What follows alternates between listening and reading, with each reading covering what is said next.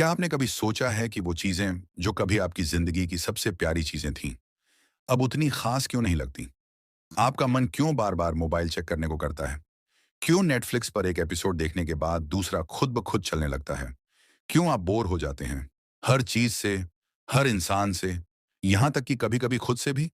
इसका जवाब सिर्फ एक शब्द में है: डोपामीन।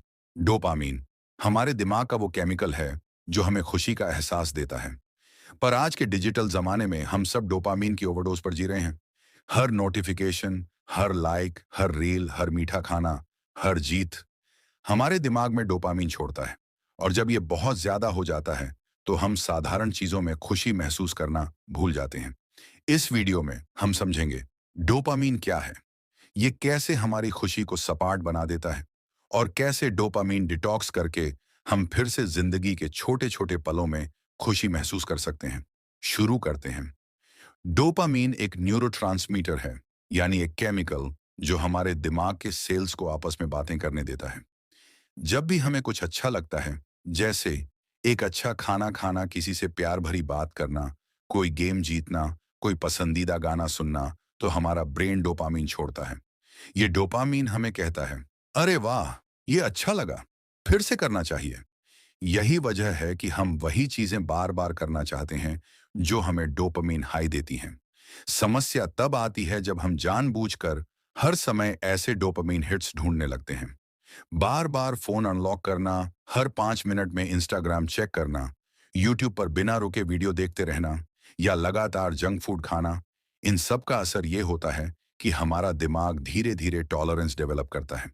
यानी जितना पहले एक वीडियो से डोपामीन आता था, अब उतना नहीं आता। अब ज्यादा सी जी चाहिए, ज्यादा क्वांटिटी चाहिए, ज्यादा तेज, ज्यादा कलरफुल, ज्यादा लाउड। और यहीं से शुरू होता है खुशी का गिरता ग्राफ। सोचिए एक दिन की शुरुआत। जैसे ही आप उठते हैं, आपका हाथ मोबाइल की तरफ जाता है। Notification, WhatsApp, Insta, YouTube, Twitter, हर स्क्रीन पर कुछ नया। हर बार एक छोटा सा डोपामाइन बर्स्ट। फिर सुबह का कॉफी, चीनी और कैफीन का मिला-जुला धमाका। फिर रास्ते में म्यूजिक या podcast, constant input, non stop stimulation. ये सब डोपामीन ट्रिगर्स हैं। अब दिमाग को आदत लग चुकी है हाई इंटेंसिटी रिवॉर्ड की। तो जब आप किताब खोलते हैं या किसी से गहराई से बात करने की कोशिश करते हैं, तो आपका ब्रेन बोर हो जाता है। अरे, इसमें मजा नहीं आ रहा। क्यों? क्योंकि आपने अपने ब्रेन को सिखा दिया है कि मजा सिर्फ इंस्टेंट ग्रेटिफिकेशन से आता है। और ये एक बहुत खतरनाक लूप है। जैसे ही कुछ धीमा या साधारण होता है, ब्रेन चिल्लाता है, बोरिंग, अगला दिखाओ। टीवी शो बोरिंग लगने लगता है, रिलेशनशिप्स में एक्साइटमेंट खत्म हो जाती है, हॉबीज बेमतलब लगती हैं, अकेले बैठना मुश्किल हो जाता है। हर वक्त कुछ नया चाहिए, हर वक्त कुछ ज्यादा चाहिए। पर कोई भी चीज पूरा सेटिस्फैक्शन नहीं देती।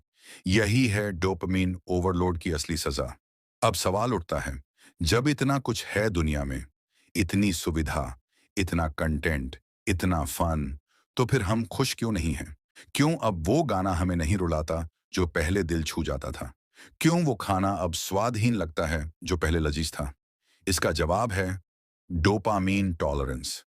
ठीक वैसे जैसे किसी को शराब की आदत लग जाती है और धीरे धीरे एक पैक से कुछ नहीं होता, वैसे ही डोपामीन भी धीरे धीरे असर खो देता है।